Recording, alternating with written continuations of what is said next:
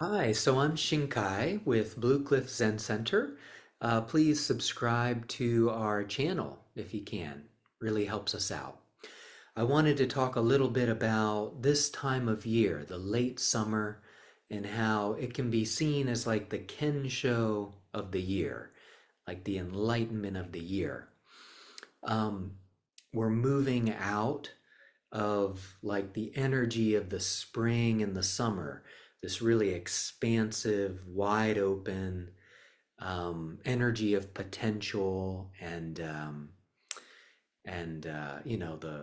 warmth, the wide openness of summertime, and moving then gradually into the fall and the winter, which is more inward focused, more mysterious, inward turning. So this fifth season, according to um, the East Asian energy take on things, which underlies Zen, this fifth season, this harvest season, late summer, it's like where the pendulum pauses and then begins to swing back. So it's associated with harvest, with like abundance, with nourishment. Um, Often it's seen as like really coming into your true place, um, being at home in your being, feeling at home in the universe. This quality of like security, safety, grounding. So that's very different from feeling, anxious or disassociated or disconnected or alienated, isolated, that kind of stuff, insecure, unsafe. So this, when we're in our practice doing it right and aligning with the bounty of the season, the harvest, this abundance, um, we're coming back to something that we've always had. We're coming back to what we are. We're coming back to knowing ourselves in a deep way.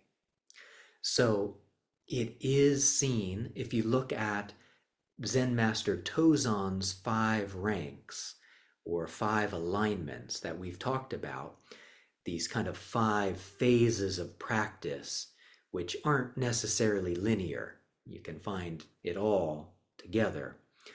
But the third rank is the rank of kensho, knowing your true nature, where the black, the totality, comes through the white at the center of your being.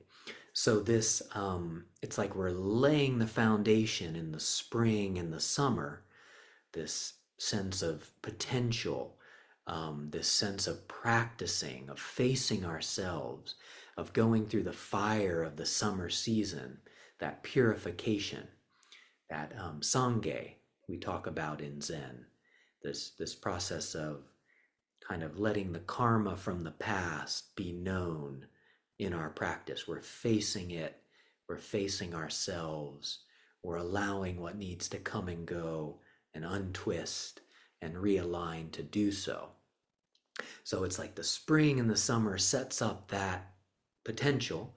And then in the late summer, we have this opening that can happen, or this shift, or this kind of the camera lens just tweaks a little bit and something comes into focus about who we are in a way that it wasn't there before. So there's a definitive kind of knowing something that we didn't know before, like a dawning that happens for us. So the late summer is this shift, this place of like suspension and kind of a a big moment for us in our practice. It can be even very subtle, but there's something that has happened there. And then from this enlightenment moment that we have, we then move into the other two alignments of Zen Master Tozan, the other two ranks, the fourth and the fifth ranks, which a good friend of ours and wonderful teacher Daizon talks about in his Zen yoga book, the fall and then the winter, he kind of looks at in terms of the fourth and the fifth ranks of Tozan. So it's basically this integration of our knowing who we are, knowing our true nature, living from there. So the fourth and the fifth rank, the fall and the winter, those are seen as like integration, like living out this truth that we found to be real, and living, not forgetting that, like coming back to that, getting used to that, um, that process of living from this place, so to speak. So the kind of, it's interesting how the cool, often the cooler or the fall and the winter, this kind of more inward focused, cooler, grounded, introspective kind of time of year is a time of kind of digesting what we found to be true and trying to put it into practice and having that be what we orient from. So, the enlightenment of the year, this late summer time, this harvest time, this kind of season that's associated with nourishment, like a true nourishment, finding what we've been looking for, coming home to what we really are, and kind of grounding, like putting our roots down from this place and then moving forward out into our life from this place.